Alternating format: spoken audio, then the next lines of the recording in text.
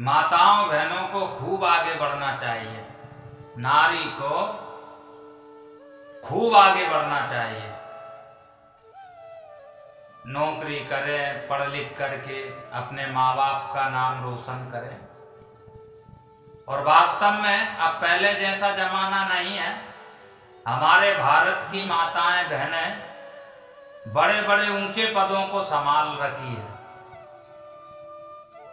बड़े बड़े अफसर है, बड़ी बड़ी वैज्ञानिक है हमारे देश की माताएं बहनें। आगे तो बढ़िए, ऊंचे ऊंचे पदों पर खूब जाइए आप। जो एक पुरुष करता है वो सब कार्य आप करिए, इसमें कोई मना नहीं है। पर यह ध्यान रखिए कि हम अपनी संस्कृति को ना भूलें, हम अपने संस्कारों को ना भूलें, हम हमारी संस्कृति और सभ्यता को ना भूलें, हम अपने स्वभाव को ना भूलें, अपनी परंपराओं को ना भूलें। धन पद प्रतिष्ठा ही सब कुछ नहीं है, शोहरत और दौलत ही सब कुछ नहीं है।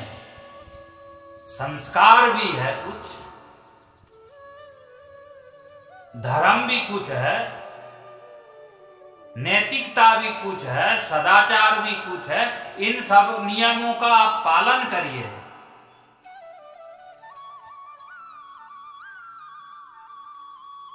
इन सब अनुशासनों को कभी भंग मत करिए। मान मर्यादाओं को सुरक्षित रखिए, अपने दायरा को बचा के रखिए, अपनी सीमाओं का अतिक्रमण मत करिए, उल्लंघन मत करिए। वेद में, शास्त्रों में जो नियम बनाए हैं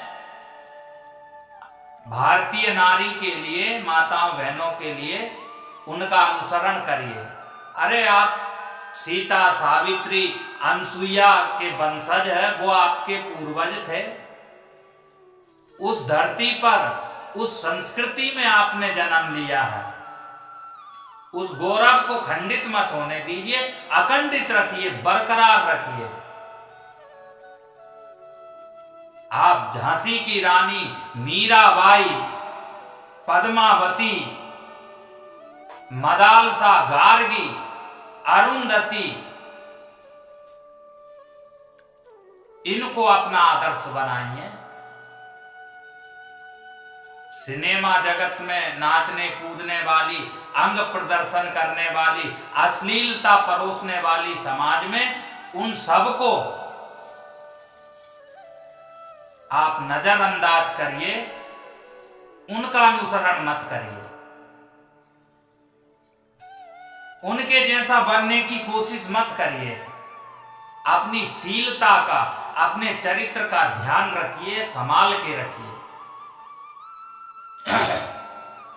आज बेटियों को माँ बाप हॉस्टल में पढ़ने के लिए छोड़ देते हैं विश्वास के आधार पर। बेटा बेटी में भेद ना करें, इस सूत्र को मान करके अपनी बेटी बच्ची पर भरोसा करके हॉस्टल में भेज देते हैं और बच्चियां वहां क्या क्या लीलाएं करती है आप सब देखते हैं।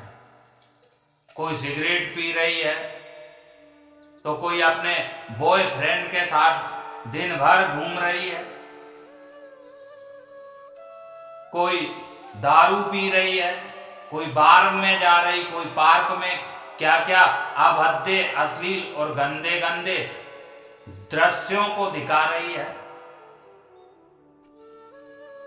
बताओ, राम राम। हमारे यहाँ तो नशा नाश की जड़ है भाई, इसका परिणाम अति दुखदायी।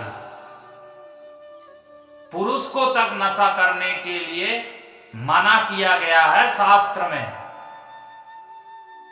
जो नशा के अधीन होगा,